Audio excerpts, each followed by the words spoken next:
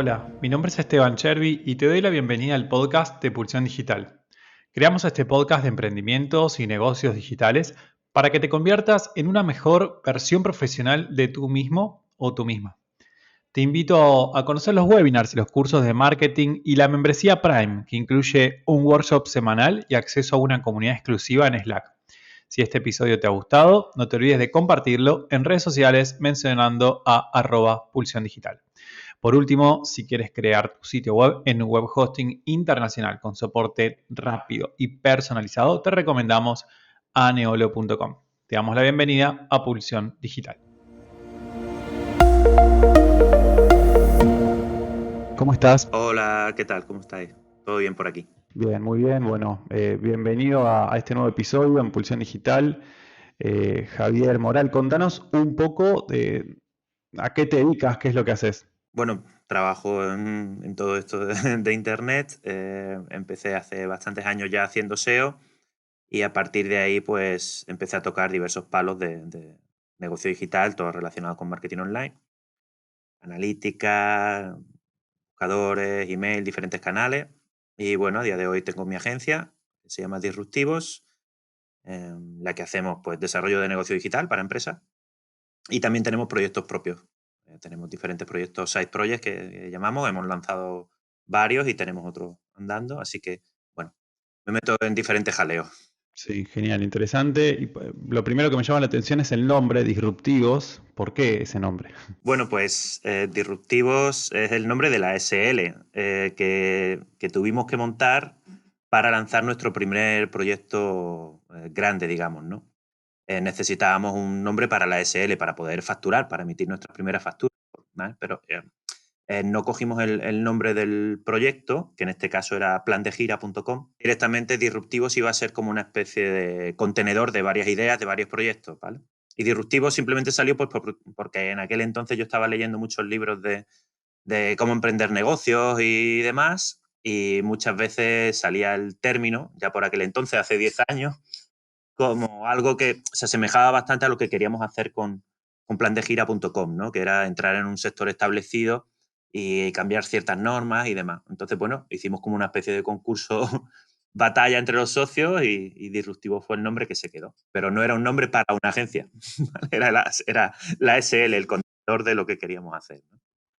Totalmente. Bueno, pero es interesante, ¿no? Porque, digamos, lograr la disrupción en un mercado es algo que en principio desearían todos los emprendedores, ¿no?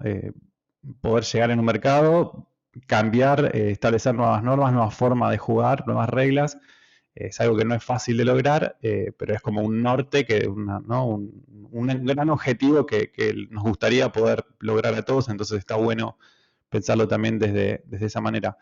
Contanos un poco qué servicios ofrecen en la agencia y por qué ofrecen esos servicios. ¿Por qué crees que es importante brindar esos servicios a los consumidores? Bueno, ¿y cuál es el perfil de los clientes también? Bueno, nosotros ofrecemos servicios de marketing digital muy basado en resultados, ¿no? Muy a performance. No somos una agencia que haga branding, ni creamos diseños, no tampoco somos especialistas en redes sociales, ni tocamos nada de community manager, ni nada. Todo lo que hacemos se basa en canales en los que tenemos experiencia y que están bastante soportados por los datos que nos ayudan a tomar decisiones. Principalmente el core de la agencia pues es desarrollo de negocio, auditorías y cierta implementación de estrategias siempre que tengamos el personal para hacerlo. Y tenemos gente muy experta en SEO, en SEM, en email marketing y en analítica. También tenemos desarrolladores y demás, pero ese sería el core principal. Inbound marketing, contenido, SEO, SEM, email para cerrar y todo bien medido con analítica. Y perfil de cliente, me preguntabas también. Bueno, principalmente son pymes, ¿vale? Tenemos también pues, empresas grandes, ¿no? De cientos de trabajadores, pero principalmente pymes que están en un punto intermedio entre que ya tienen cierta atracción, ¿vale? Y que persiguen una ronda de financiación o bien primera o segunda ronda, más o menos. Suelen ser empresas que ya están andando y que necesitan un equipo especialista para un plan de, ponte 18 meses, a lo mejor 18 o 24 meses, en el que hay unos objetivos de crecimiento, unos objetivos de facturación porque hay intereses, ¿no?, en conseguir capital, en llegar a una ronda, en llegar a una cifra, etcétera. Nosotros ya tenemos experiencia en muchas empresas en haber conseguido eso y, bueno, pues tenemos unas acciones tácticas y una serie de conocimientos que logran bastante buenos resultados en empresas en las que están en ese punto, ¿vale?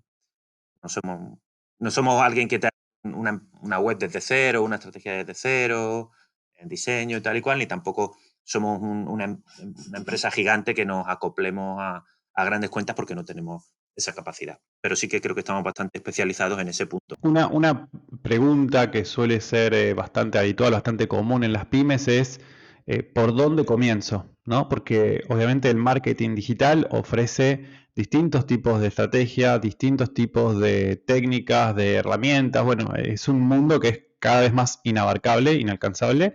Y el desafío es, bueno, ¿por dónde debo comenzar para poder lograr mis objetivos? ¿No? Entonces, cuando viene una pyme y te pregunta eso, ¿cuál sería la respuesta? Bueno, es verdad que esto ha cambiado bastante. Si me preguntas hace unos años, pues las pymes venían directamente con la pregunta de quiero salir el primero en Google, ¿con cuánto me va a costar?, ¿no?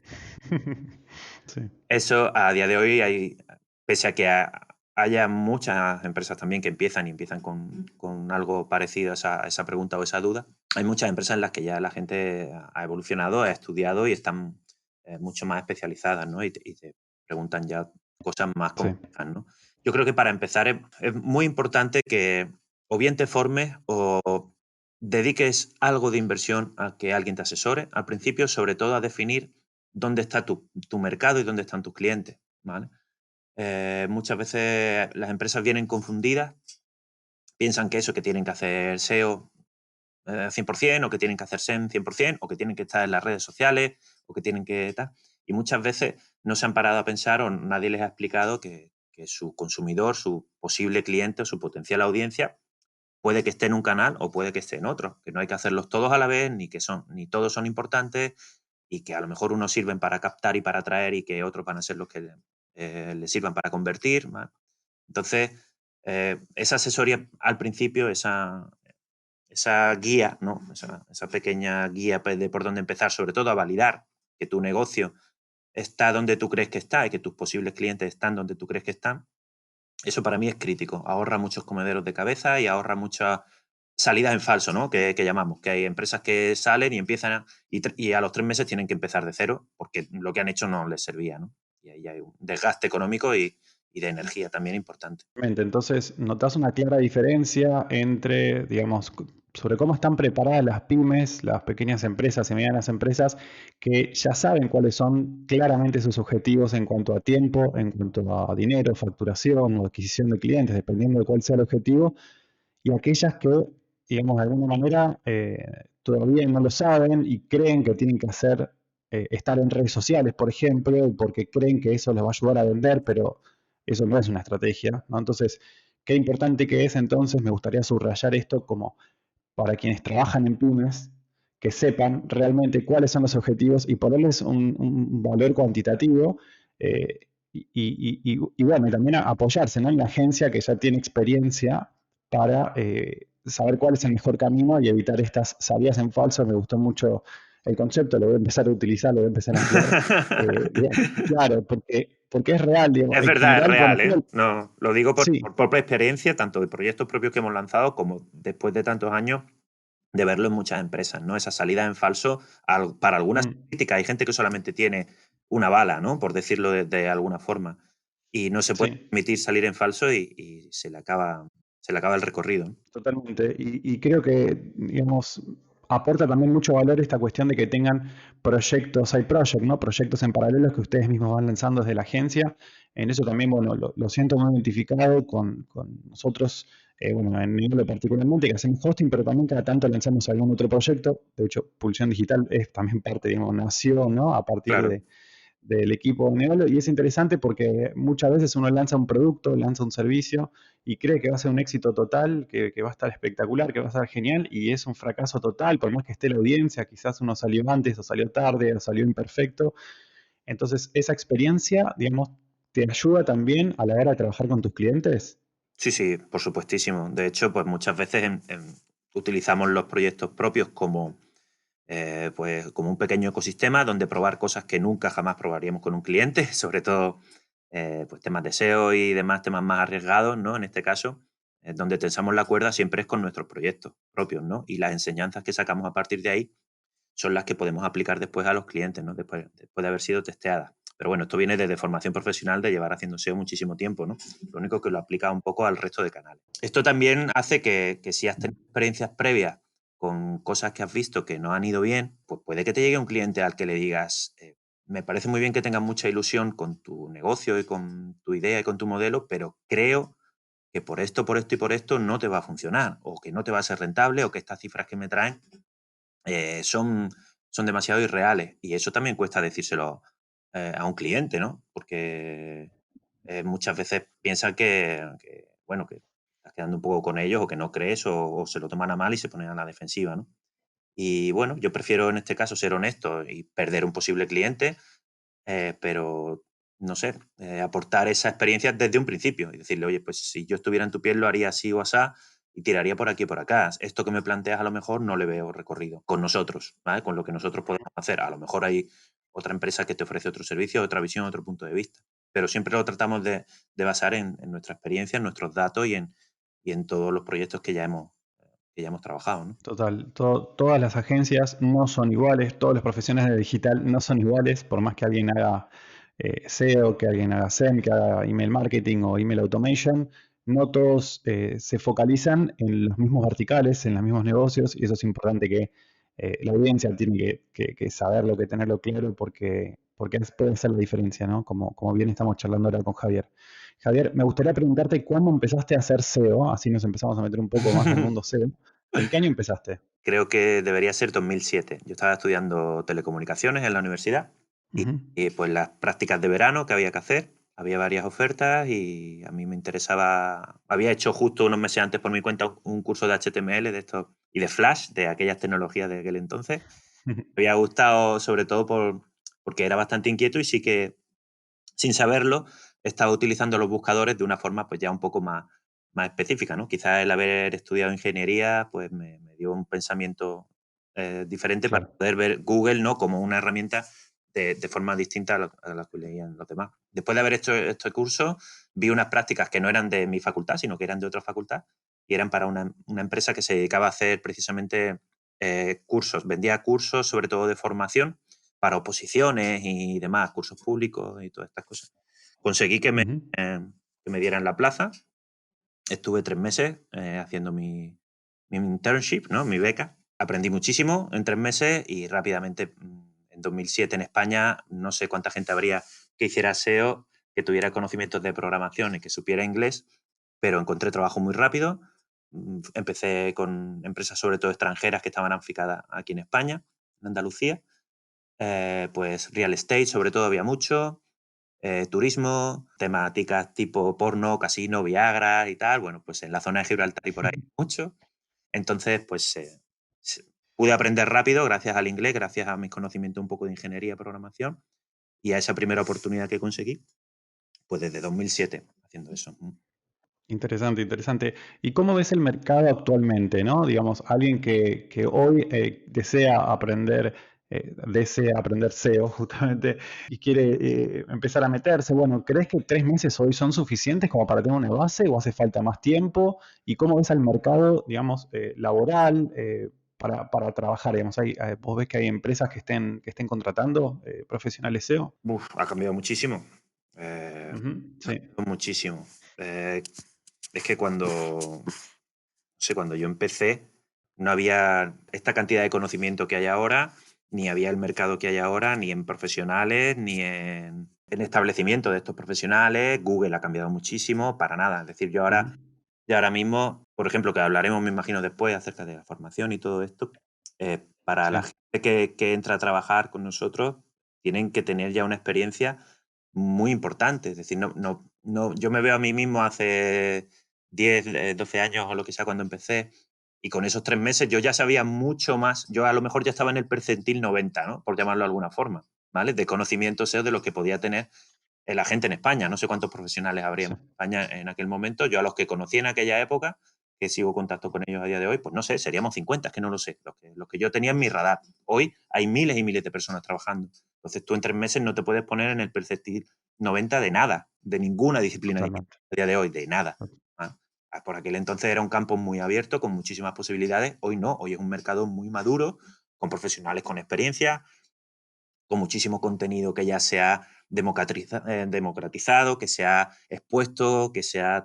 Por aquel entonces no, aquello era pues un contenido que la gente probaba cosas, compartías en foros, te metías por aquí, te metías por allá, ¿no? Y era todo muy, muy complejo comparado con la cantidad, lo fácil que es acceder a día de hoy a mucha información.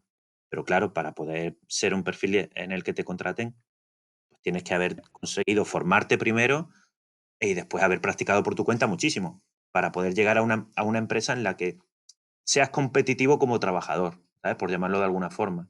¿Sabes? Que tengas los skills necesarios, ¿no? Y la experiencia necesaria como para poder impactar desde el minuto uno. Porque la empresa va a estar compitiendo con gente que ya tiene profesionales dentro. No te lanzas a un mercado nuevo a abrir y cualquier cosa que hagas suma, sino que tienes que partir de una base porque la carrera está en marcha desde hace ya mucho tiempo y los mercados y las empresas están compitiendo ahí. Necesitan profesionales que ya conozcan. Mucho más complicado la inserción, creo, a día de hoy, pese a que haya mucha más oferta y mucha más demanda, tanto de profesionales reglados como de empresas que necesitan esto, ¿vale? El crear un impacto lo veo mucho más difícil. Lo veo más difícil. Totalmente. Y además, digamos, se trata de lograr generar resultados, ¿no? Digamos, las métricas después son claras y hablan por sí solas. Y también lo que está ocurriendo, me parece, no sé qué opinas, Javier, es que hay un nivel de especialización que antes no existía, ¿no? Hoy hay personas que se dedican al SEO, al SEO técnico, hay personas que se dedican al link building, digamos, eh, con otros manejando, bueno, todo lo que tiene que ver con inteligencia de negocios, con datos, ¿no? Y eso es un nivel de profundidad que hay dentro del SEO, que hay distintos tipos de SEO, ¿no? Hay distintos tipos de profesionales, cuando antes uno podía hacer todo, quizás, ¿no? Totalmente de acuerdo. Conforme la disciplina va avanzando y pasan los años, por supuesto la gente se va especializando, los conocimientos son más profundos y evidentemente dentro del campo del SEO hay ya muchísimos perfiles, como tú dices, tanto el técnico como el de servers, como el de enlaces, como el de contenido y puedes ser un súper especialista en cada campo. Y evidentemente también hay que tener en cuenta y poner un poco en perspectiva la situación global, económica y demás. Un sector maduro siempre va a requerir especialización y si te especializas en un sector maduro, pues vas a tener acceso a buenos puestos, ¿no? Y a buenos sueldos y demás, pero eso también tiene que estar un poco acompañado de la economía. Entonces, ciertos puestos van a estar disponibles para aquellos que sean un poco todoterreno, ¿vale? Porque las empresas se van a poder permitir un todoterreno, pero no se van a poder permitir Ujú. 3 especialistas, ¿no? Entonces, Totalmente. esas dos curvas entran creo, en choque, ¿no? Va a haber un punto de ahí de inflexión de madurez del mercado, que eso lo que hace es que haya muchos especialistas, pero a lo mejor una contracción económica que puede valorar mayor a los todoterrenos, ¿no? Entonces va a ser una situación ahí curiosa para ver cómo los profesionales se inclinan por un lado o por otro, ¿no? Algo que no nos gusta hablar a quienes tenemos culturas, podemos decir, latinas, ¿no? De Iberoamérica es lo que tiene que ver con el dinero, pero te quería preguntar, Sí. más o menos, ¿en qué rango salarial de sueldo se encuentra alguien que trabaja, por ejemplo, en SEO, ¿no? O sea, ¿cuál puede ser un piso mínimo y cuál puede ser como un techo, como un máximo, digamos? Como para tener una idea del mercado, entiendo que cambia también según la ciudad, pero más o menos para tener una noción. Pues mira, hay un estudio reciente, bueno, un estudio como una especie de encuesta que ha sacado mi amigo compañero señor Muñoz, al que no sé si habrás tenido en el podcast, pero que te lo recomiendo para el futuro. Y él Lo apuntamos, ¿bien? ha, eh, ha recopilado pues, en un drive, lo ha puesto compartido, que de forma anónima profesionales españoles incluyan su sueldo, incluyendo datos como en qué provincia vives, cuánto tiempo llevas trabajando, si eres un junior, si eres un senior, si trabajas por cuenta propia o trabajas in-house, si tienes agencia, si eres freelance. Y pues si no están los datos por ahí públicos, por ahí deben salir. Entonces, más que yo trate de averiguar, invito a que investigue Bien. por dónde están esos datos, porque creo que habría ya, pues a lo mejor 100 o 200 muestras, lo cual me parece ya suficientemente representativo de dónde podrían estar esos sueldos. Es verdad que hay mucha cultura de no hablar de dinero, pero al fin y al cabo yo creo que trabajamos en un sector en el que lo que se hace es hacer ganar dinero a las empresas. Tú tienes que saber medir tu impacto, al Sí, que lo van a medir contigo, ¿no? Otra cosa es que absolutamente. la economía sobre todo en ciertos sitios oferta y demanda regulen un poco los salarios. Y también ahora que el remoto está tan en boga, pues que, oye, pues si a ti te hace falta un buen profesional que te dé resultados y este profesional, por sus circunstancias, por donde vive o por su poder adquisitivo, te cobra más o te cobra menos, bueno, pues tú tienes que medir, ¿no? Cuánto estás dispuesto también a ofrecer. Si sacamos por ahí el estudio, lo linkas por ahí donde cuando vayas a publicar Sí. esto, pues responde esa Bueno, pregunta mucho mejor de lo que puedo hacer yo. excelente. Lo voy a buscar, lo vamos a agregar en las notas, así que genial. Yendo a herramientas, Ujú. qué herramientas son indispensables para trabajar hoy en SEO? Bueno, para mí yo siempre aconsejo dominar los básicos. Es decir, empieza estudiando Google y las SERPs. Empieza estudiando los tipos de resultados que hay, los tipos de verticales. Ahora hay un montón de snippets, de feature SERPs y demás que te dan ya mucha información. La misma barra de búsqueda, ¿no? Con el suggest te está dando ya muchísima información, ¿vale? Los comandos avanzados siempre es algo que es como una preguntita típica de entrevista o en los másteres en los que doy, como, oye, ¿cómo sabemos cuántas páginas tiene indexadas? No, es que necesito la herramienta tal. No, no, con Google. Y pues, oye, pues si conoces los comandos site, el all-in anchor, el all-in URL, todos los comandos avanzados de búsqueda de Google, ¿no? Con eso ya puedes empezar. Y si con eso y un Excel te llevas bien, pues ya tienes lo básico. ¿Qué quieres avanzar? Pues mismo Google te da el Keyword Planner, te da módulos, te da un montón de información que son gratuitas y que están por ahí. Siempre empiezo por eso, ¿no? ¿Qué viene después? Pues Analytics y Search Console son tus mejores amigos al comienzo, son herramientas gratuitas y los tienes que saber manejar y saber qué te dicen y qué información te dan.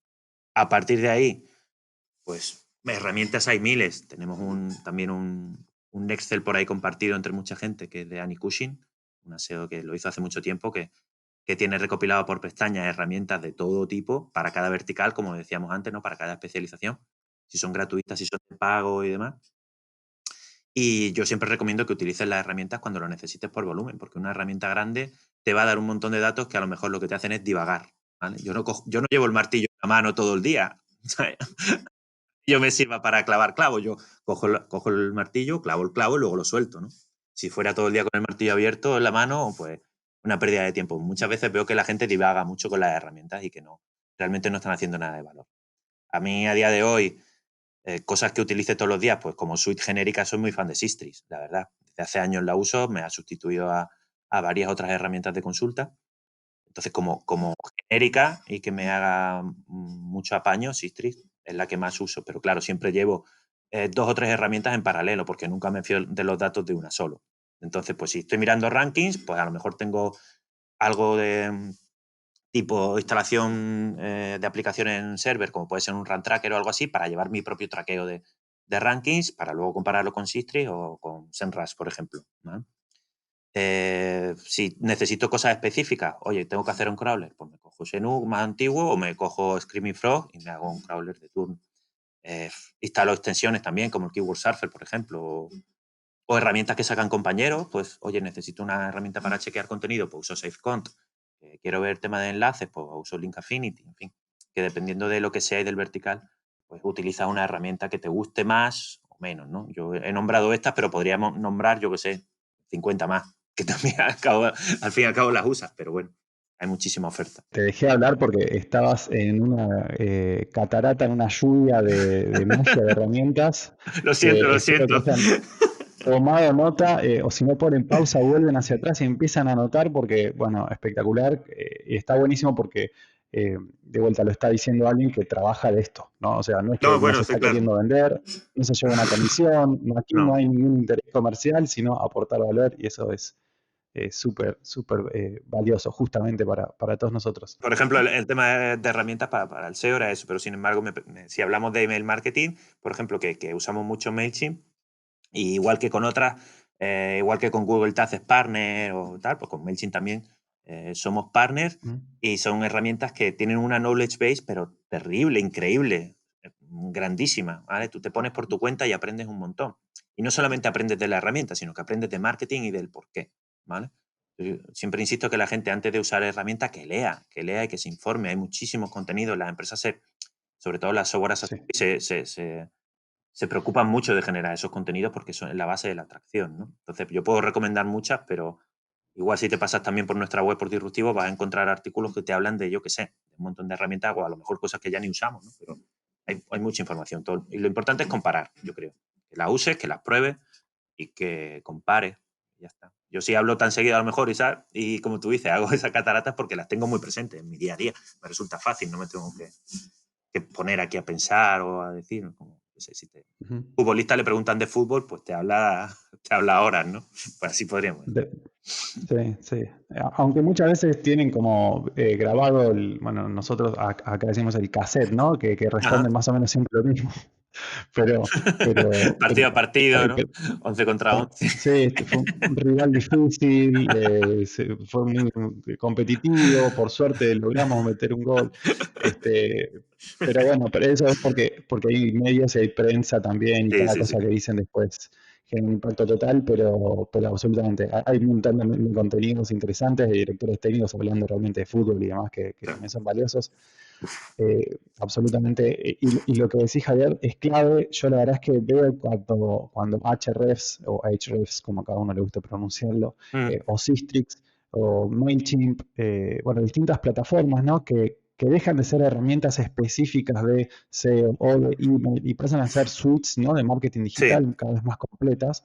Bueno, Cuando publican un nuevo tutorial o un nuevo artículo con alguna investigación que han hecho, con los datos que han encontrado, es muy interesante ver cómo en las distintas comunidades, lo vimos, por ejemplo, en comunidades de Twitter, de profesionales de marketing digital ujú. en España, en México, en Colombia, en Argentina, empiezan a comentar sobre estos artículos, sobre estas publicaciones.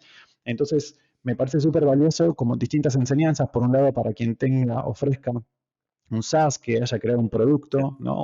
O un servicio como software, eh, que desarrolle artículos de contenido aportándole valor a su mercado, a quienes serían como sus Ujú. influenciadores, ¿no? Porque, digamos, ese conocimiento, esa educación que brindan va a permear, va a calar y va a permitir bueno, que se difunda y que se use cada vez más la herramienta y que después ocurra esto, ¿no? Que terminen recomendando a 6 o 7 marcas y casualmente son 6 o 7 marcas que justamente generan mucho Claro, contenido valioso para sus usuarios, ¿no? claro. Generan también conversación, saben que es importante invertir en, llamémoslo, I más D de su propia herramienta y compartir todo eso Mm. y dar eso al público de forma abierta, sin temer que el competidor venga y te copie, porque ahora mismo la carrera no está en la privacidad, sino en la relevancia, yo creo. Y, Sí. y bueno, pues das conversación, la gente comparte y si es contenido de calidad, pues más que más, ¿no? Creo que la fórmula está bastante clara. Y escuchan el feedback también, ¿no? Porque cualquiera directamente puede decir esto es malísimo o esto es por y tal motivo, ¿no? Sí, Sí, pero merece la pena, porque el que te expongas a que te pongan el culo rojo, ¿no? Pues te dan una cachetada si la has hecho mal y así aprende. Y ahí también se nota sí, que eres cercano y que estás dispuesto a escuchar las críticas y a mejorar, ¿no? Entonces yo creo que sí, las marcas lo están entendiendo. O las que lo entienden son las que están cogiendo relevancia. sí, totalmente. Twitter es conversación y el mercado te corrige enseguida, más por Sí, Twitter, sí. que hay una facilidad para corregir que es impresionante. Sí. Y libertad Eso, y hay cero filtro. cero filtro, totalmente. Me gustaría que conversemos un poco ahora sobre lo que tiene que ver con educación digital. Sé bueno, que has dado capacitaciones, Sí. que estás dando también capacitaciones. Mm. Y después también señalar esto, ¿no? Que mencionaste recién, hace unos minutos no lo quería dejar pasar por alto, ahora me vuelve mentalmente, y es que hiciste un señalamiento sobre que estas distintas herramientas de marketing que podemos encontrar generan contenido educativo que es sumamente interesante. E invitaste también a las personas a que lo consuman, a que aprendan ese contenido, porque obtienen datos de primera mano de fuentes súper valiosas que manejan volúmenes de datos muy importantes y Mm. que se juegan su reputación y se juegan su marca cada vez que exponen algunos de esos artículos educativos. Entonces, también está buenísimo aprender eh, de esos contenidos, ¿no? Entonces, quería preguntarte con respecto a la educación, ¿hacia dónde crees que está yendo? ¿No? Porque cada vez hay más ofertas de cursos, de webinars, de podcast, tutoriales de todo tipo. cómo hacer un poco para filtrar todo ese mar, todo ese océano en realidad de contenidos y enfocarse a algo que realmente a uno le pueda servir para dar los siguientes pasos, ¿no? ¿Qué nos puedes contar? Bueno, como tú dices, es algo bastante complejo, ¿no? Yo participo en varios programas máster desde hace años, principalmente porque los uso para captar talento. ¿Vale? Pues yo voy, doy las clases, doy mi chapa, cuento mis cosas y tal, y veo en los alumnos, pues trato de detectar la chispa, ¿no? Del interés, de las preguntas, ¿no? De si realmente están captando las cosas que digo o no, ¿no? Y si detecto esa chispa, es lo que trato de incorporar, el talento. ¿Vale? ¿Por qué? Pues porque el conocimiento se adquiere, está ahí y cada vez hay más. Como tú dices, hay muchísima oferta de conocimiento. ¿Vale? Yo creo que esto confunde mucho a los estudiantes, ¿vale? Porque todas estas nuevas profesiones digitales son tan nuevas, no están regladas, ¿vale? Que, que yo creo que es muy difícil de asimilar ese tipo de formación al proceso educativo previo que traemos, por lo menos lo que ha traído esta generación, ¿no? Que es un proceso educativo reglado, ¿no? De tu cole, tu instituto, la universidad, está todo como muy claro y tal, pero yo creo que eso está basado en trabajos, en profesiones que en muchos casos tienen cientos de años de antigüedad y que, oye, pues el que es arquitecto y sí que puede tener unos conocimientos avanzados en cierta cosa, pero más o menos digamos que tu estructura mental y tus conocimientos básicos tienen que ser parecidos desde hace mucho tiempo, ¿no? Y una estructura formativa no tiene por qué cambiar.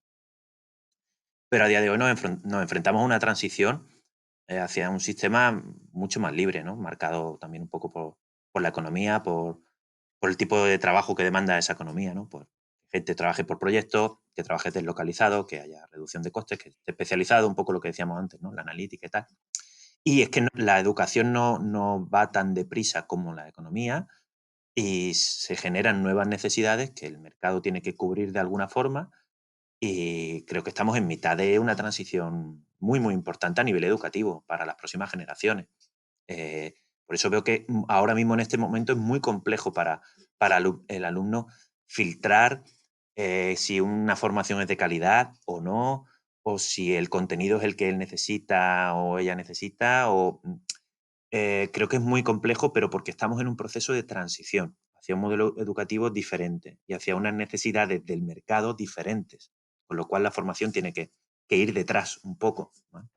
Y lo veo complejo. Yo la verdad que trato de ser lo más práctico, lo más pragmático en mis formaciones, eh, con cosas que sean útiles a día de hoy, pero al mismo tiempo siempre les digo, esto que os cuento sirve hoy, mañana o pasado puede que ya esté obsoleto por completo, entonces no hay más formación que seguir formándote y seguir estando al día si trabajas quieres trabajar en estas profesiones nuevas, ¿no? Estas profesiones digitales que se llaman ahora, ¿no? Creo que es muy complejo. Si te cuento, por ejemplo, Ujú. no sé si me estoy enrollando demasiado, pero el tema formativo me preocupa bastante. Nos encanta, te escuchamos, Para, dale, dale, seguí. para la incorporación de profesionales, ¿no? Muchas veces detecto frustración en esos alumnos o en esos profesionales por venir, porque no se les dice lo que tienen que hacer o no se les deja claro y tal. Y creo que el chip tiene que cambiar hacia una especie de búscate la vida, porque es lo que se va a demandar. Es que es imposible que si yo detecto hoy un proceso que acabo de descubrir y que me ha resultado efectivo, si yo tengo ahora que elaborarlo, documentarlo, explicarlo y corregírtelo para cuando ese proceso ya haya terminado, ya está obsoleto, a lo mejor no sirve. ¿Vale? Yo lo que se requiere es que la gente ejecute tareas de forma, pues, no te voy a decir autosuficiente, con una guía, por supuesto, pero que resuelvan problemas, no que causen más problemas, ¿no? Y eso es complejo. Eso es complejo de instilar en una mente que viene muy marcada por un sistema educativo muy estricto. De esto es así, esto es así, estos son los contenidos, luego viene el examen y tienes que sacar esta nota y luego tal. Y cuando termines de aquí te pasa al instituto y cuando termines de aquí te pasa a la universidad. Cuando termines de aquí te haces el máster. Y de ir tan cerrado y tan guiado a un mundo en el que es totalmente libre y en el que es como, yo no tengo la respuesta, yo lo que quiero es que me hagas esta tarea y te la haces como quieras y tampoco tardes tanto porque si no, no eres rentable. Entonces, claro, es un paradigma muy, muy duro al que se enfrentan estos profesionales. Me preocupa, ¿no? En ese aspecto la transición o lo que seamos capaces de hacer los que tenemos algo de experiencia para que esa transición sea, no sé, fiable o que nos sirva de algo, ¿no? Y que no nos encontremos con una generación Sí. totalmente frustrada.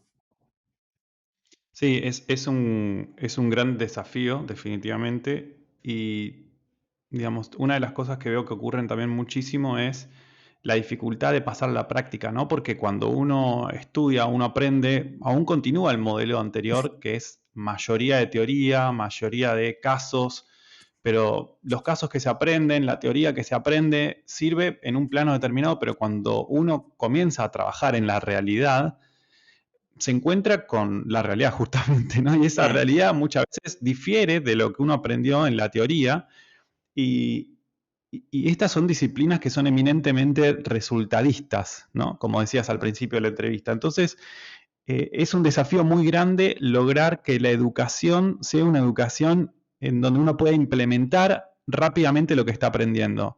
mm, No sirve de nada hacer una capacitación de cualquier tipo, una formación de cualquier tipo, ya sea en un máster, en una universidad, en un curso online, en lo que sea, si uno después no lo implementa, ¿no? Y eso creo que ahí hay como un puente que hay que cruzar y la diferencia está entre quien lo cruza y quien no lo cruza, porque después, como también mencionabas anteriormente, cuando uno ingresa al mundo laboral, ya sea para trabajar en una empresa, ya sea para conseguir clientes, uno tiene que generar resultados, ¿no?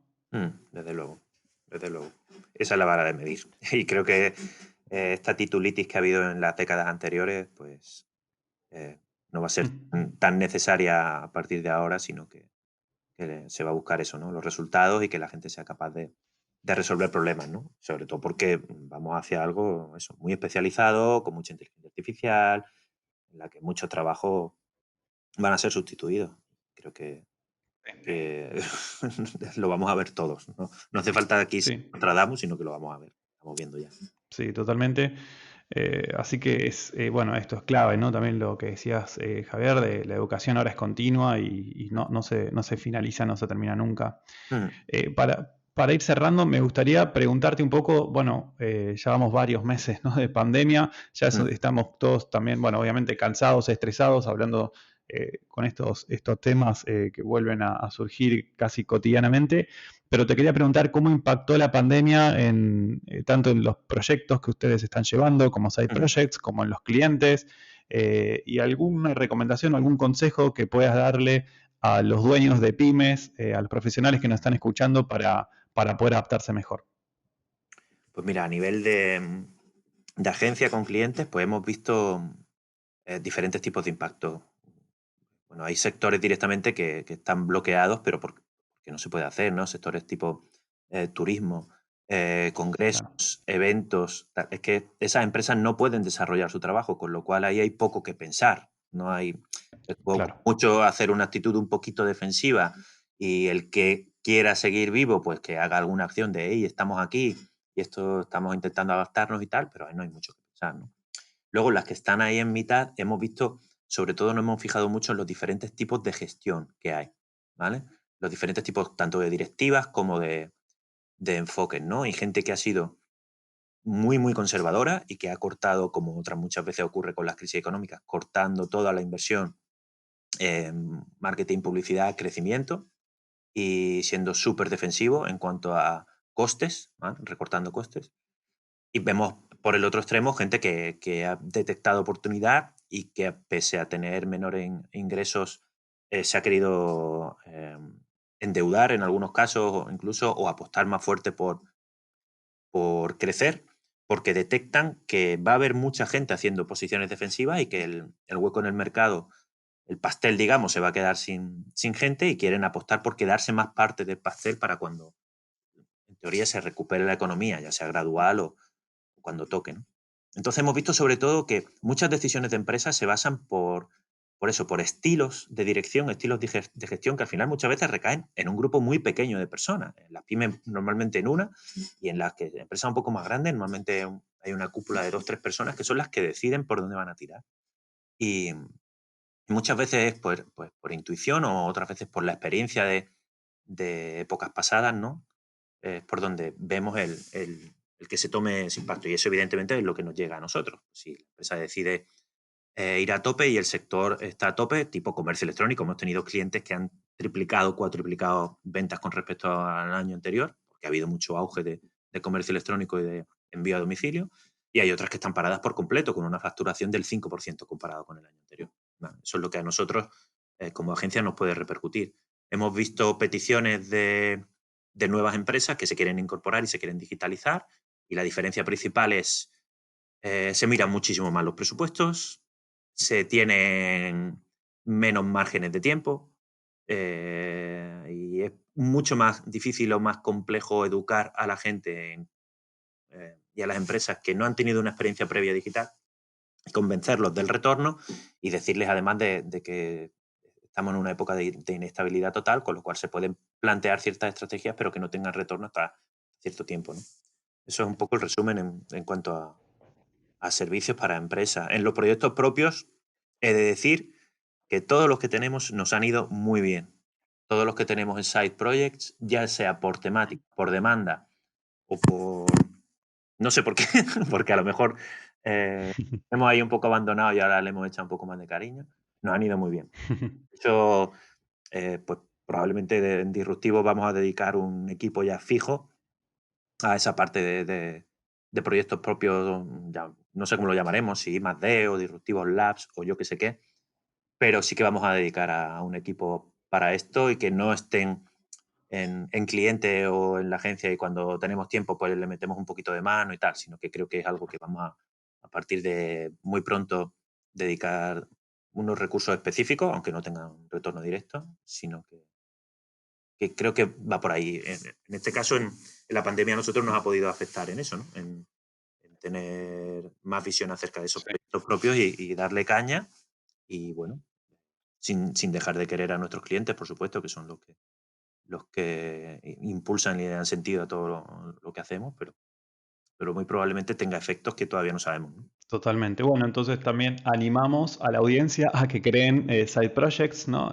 Proyectos en paralelo, que tengan quizás un modelo de negocio distinto, que apunten a una audiencia o un mercado diferente al que apunta su proyecto, su producto principal.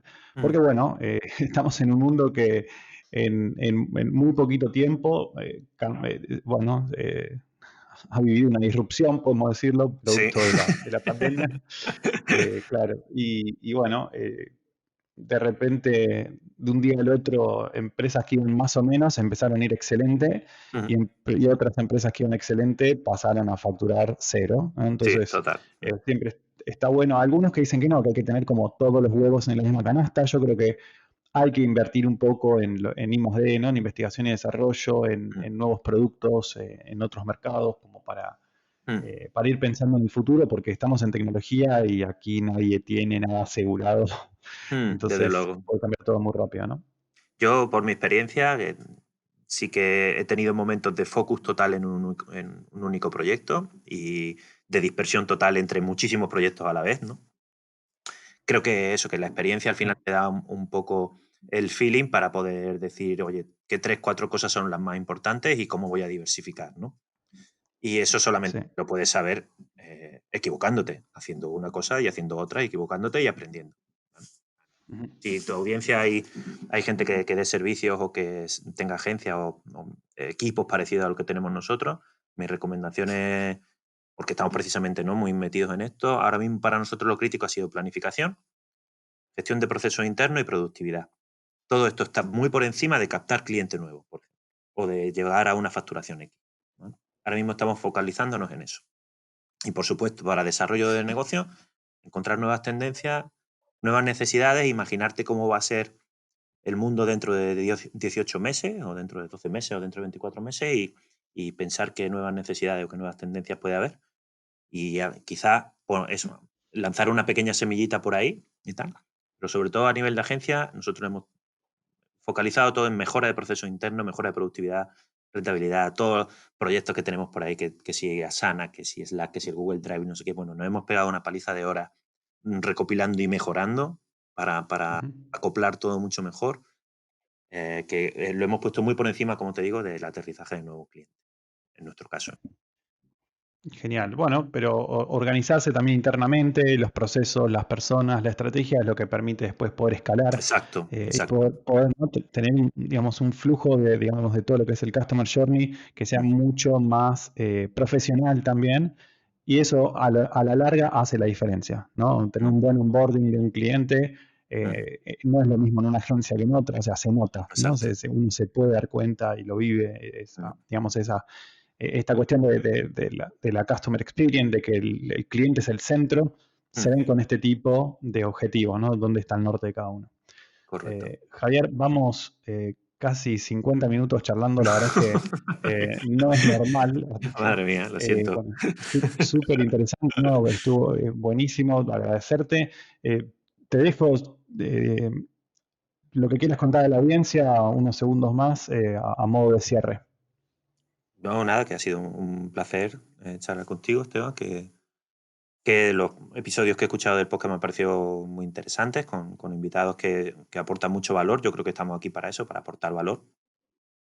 Y nada, a tu audiencia que encantado de haberles dado la chapa, que me pueden encontrar en @JavierMoral en Twitter. No tuiteo mucho, pero cuando tuiteo pues trato de que sea de valor. Que nuestra agencia es disruptivos.com y que los proyectos, side projects y por ahí están un poquito más escondidos, pero si alguien es bueno, pues los encuentra, porque siempre se puede tirar de los hilos de internet, ¿vale? Y Excelente, excelente. nada, abierto a contactar y a colaborar en este tipo de cosas siempre. Javier, bueno, muchísimas gracias de vuelta. Javier les indicó los datos de contacto. Vamos a escribir obviamente su nombre, la URL de su web en las notas del episodio, al igual que el estudio al que hizo referencia previamente. Así que, Javier, muchas gracias. Nada, un placer. Hasta pronto.